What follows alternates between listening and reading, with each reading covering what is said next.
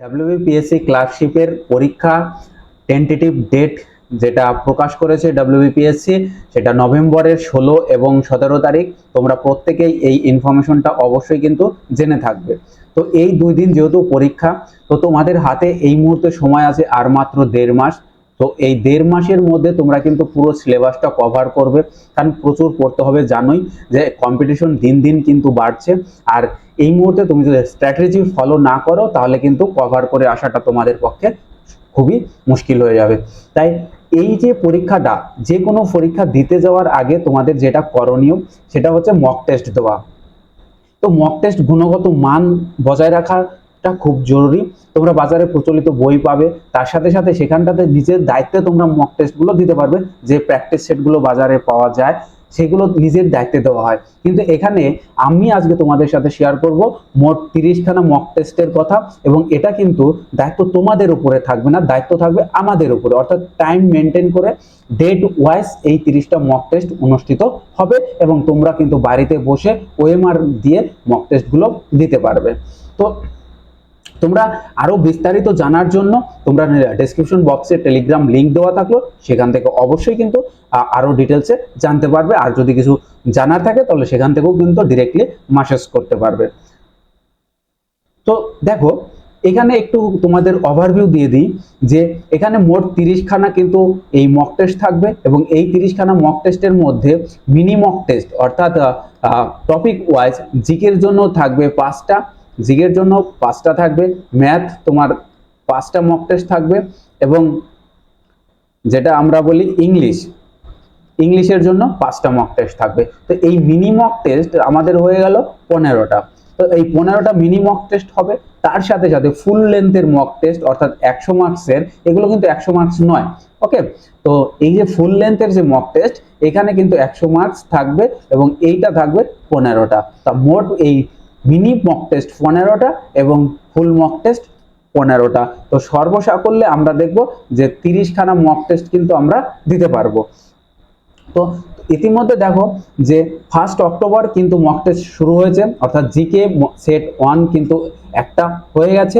এইভাবে দেখো ফার্স্টের দিকে আমরা কি করেছি, খুব সুন্দরভাবে কিন্তু তোমাদের সাথে এই মক টেস্টগুলো সাজিয়েছি।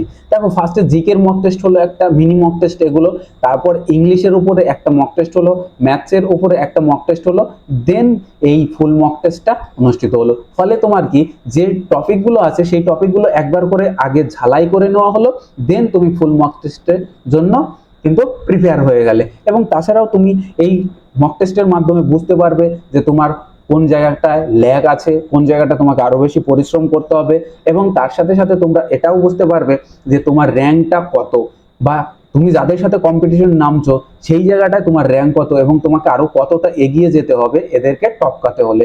সুতরাং মক টেস্ট দেওয়ার যে উপকারিতা সেটা প্রত্যেকেই জানো, কেননা আমি বারবারই প্রত্যেকটা পরীক্ষার জন্যই তোমাদের বলে থাকি যে মক টেস্ট কিন্তু অবশ্যই দেবে। মক টেস্ট না দিয়ে কিন্তু পরীক্ষা গেলে কনফিডেন্স লেভেলটা অতটা থাকে না যতটা মক টেস্ট দিয়ে পাওয়া যায়। সেই মক টেস্ট তোমরা অবশ্যই কিন্তু এটা খেয়াল রাখবে যে দেওয়ার চেষ্টা করবে। তো দেখো এইভাবে আমরা কি করেছি, এই অক্টোবরের 13 তারিখ পর্যন্ত একটা অল্টারনেটিভ ডেতে কিন্তু দেখো একটা ফাঁকা ডেতে আমরা কিন্তু মক টেস্ট রাখলাম। কিন্তু 14 তারিখের পর থেকে, অর্থাৎ যেহেতু আর হাতে 1 মাস থাকবে তখন, তাই এই সময়টা কিন্তু কি করা হলো না, একদম টানা মক টেস্ট চলতে থাকলো, মিনি মক টেস্ট এবং ফুল মক টেস্ট মিলিয়ে। কিন্তু পরবর্তীতে যখন এই যে মিনি মক টেস্ট গুলো সম্পূর্ণ হয়ে গেল ফার্স্টটা, তারপর থেকে দেখো একদিন অন্তর অন্তর কিন্তু ফুল মক টেস্ট, অর্থাৎ তোমাকে একটা দিন কিন্তু রিভিশন দেওয়ার জন্য টাইম দেওয়া হয়েছে, এবং প্রত্যেকটা মক টেস্টের মাঝে একটা করে দিন তুমি কিন্তু রিভিশন দেওয়ার জন্য পাচ্ছ।